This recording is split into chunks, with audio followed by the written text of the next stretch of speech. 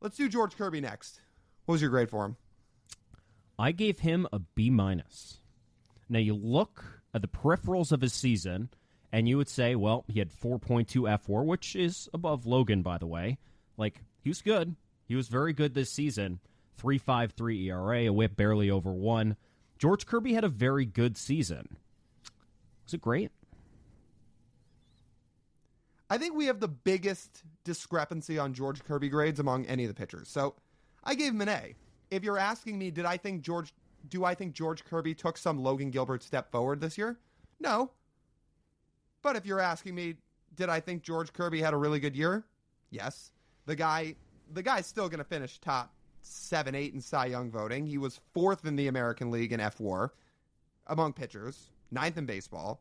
Still led Major League Baseball in strikeout to walk ratio. Shocker. And all of his expected numbers were actually lower than where they were a year ago. So if you're asking, do I think George Kirby, developed these new and improved pitches the way that Logan did, and he had all this swing and miss stuff? No, there's still room in his game to grow.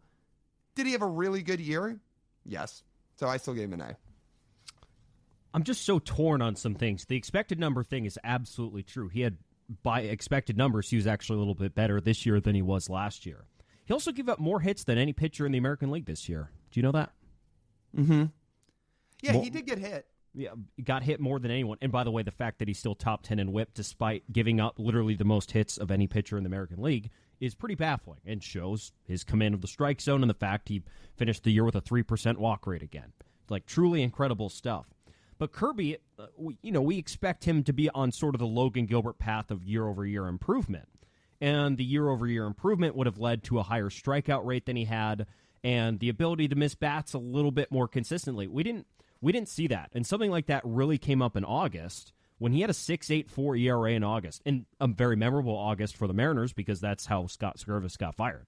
And George Kirby had like the worst month of his career in August. He was atrocious. It tanked his season. If he didn't have that August, George Kirby would be a slam dunk A for me. But that was a decent amount of, his season. He was rolling right along. He had 2 great back-to-back months in June and July to get him to August. But then in August, he gave up 9 home runs in 25 innings. It wasn't great. It was one of the guys you need to lean on for a little bit more consistency. And no one in the Mariners rotation had a month like George Kirby had in August. Just wasn't very good. He was one of the worst pitchers in the American League that month. So that factors into my grade a little bit of what I thought about George's season this year. I don't know how many other guys were putting together the 2-month stretches that he had in June or July either, where he had the 1.74 in June and the 2.2 in July. So you look at the month by month between George and Logan. Logan's was a little bit more balanced, struggled a bit in the second half. He didn't have that blow-up month the way that George did, but Logan also never had a month where he had a 1.7 type ERA the way that George did. So when you combine the two, their seasons actually spit out to be pretty similar in a lot of ways.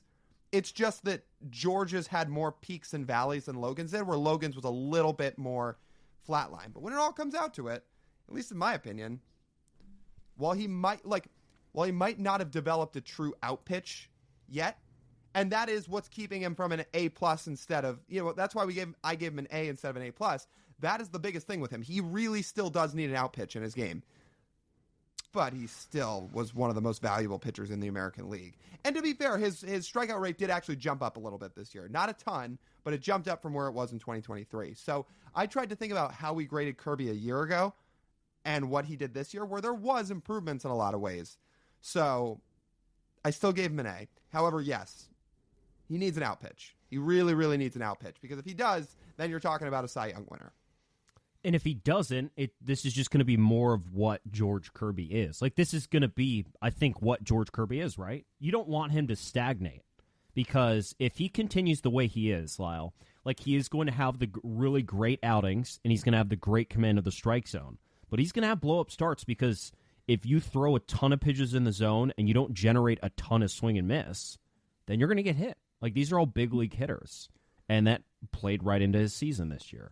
So that's what I think, like, a concern people might have of watching a couple of very similar seasons from someone who was 24 last year, 25 last year, 26 this year, just trying to, take a step forward. And especially his splitter. We were expecting more out of his splitter this year. We were expecting a Logan Gilbert jump in his splitter. Well, Logan saw his split in his third year in the big leagues, which was last year, be at 35%, jump to 50 this year. Kirby's has peaked this year in year 3 at 29% swing and miss. It's just not really enough, and he doesn't have another pitch to really go to in that aspect. And to your point, if you look at his ERA plus for the year, it was 104, which is almost the pitching version of OPS plus. So 100th league average, by ERA plus, he was only 4% above league average. And that is what happens when you don't strike a ton of guys out and you have some blow-up starts in terms of what your ERA plus will look like. So to that point, yeah, that could be a little bit higher. But I still look at everything else and say, all right, there weren't that many guys in the American League that were better than George Kirby. And let's just remember this with all the Mariners pitchers. Their ERAs might look a little bit better than your standard average pitcher who pitched in a standard average park. Because you mentioned the 104 ERA plus. Well, Kirby's ERA does look very good. It is, and with all the other 4 other starters, boosted by the fact they pitched half the season at T-Mobile Park. Very real factor. Yeah, but the expecteds are still pretty good. They are, but 104 ERA plus takes into account the ballpark. Yeah. Nobody hit at T-Mobile Park this year. Opponents didn't hit, and the Mariners didn't hit either. So whoever pitched at T-Mobile Park saw an immense benefit. We'll highlight that with a couple of the other guys later on. But, George Kirby allowed 3 times as many home runs on the road. Mm-hmm. Ball doesn't travel in Seattle. Everywhere else it does.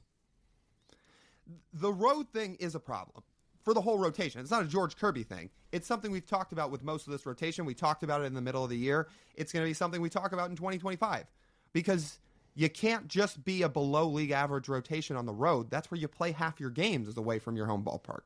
Right. You got to find some way to balance it out a little bit. And it's going to be a storyline next year. There's no doubt about it. Now, one other thing I would actually really like to give George credit for here is we talked about in the middle of the year when he was having some of his struggles. Because through the first 2 months, his ERA was a little over 4. He didn't get off to the hottest start. We were wondering what was going on with him. And we talked about he wasn't really getting any value or any real effect out of his slider.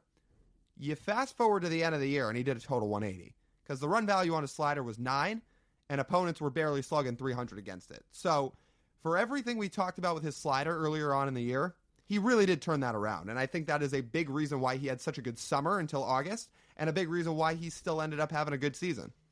So if George Kirby does this again next year, this season, does he still get an A for you? It's hard because if you're asking me,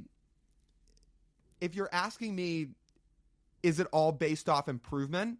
You want to see the guy improve, but my answer to the original question would be no, because no in the sense of my question, and is it all about improvement? Because if he's a top 5 pitcher in the league every year, that feels like an A-level pitcher. Yes, I want to see him become a Cy Young winner. Yeah, I want to see him develop out pitches for sure, but when you really boil it down, if he does this every year, there's not going to be that many pitchers in his league or in baseball that are truly better than he is. So he is one of the game's very good pitchers. Is he an elite guy? He's not there yet. Again, he needs the out pitches. But he is what I would call an A-level pitcher. Right. I try not to get too wrapped up in really the difference between a B- and an A. It's mostly perception and personal expectations, I would say. Mm-hmm. And, there are a couple factors here and there. But, again, I really wouldn't worry about it too much. It was a very good season for George Kirby. I think I was expecting great from George. And he had some struggles that he had struggled with in the past as well that kept him from that, and I think that reflects on his grade.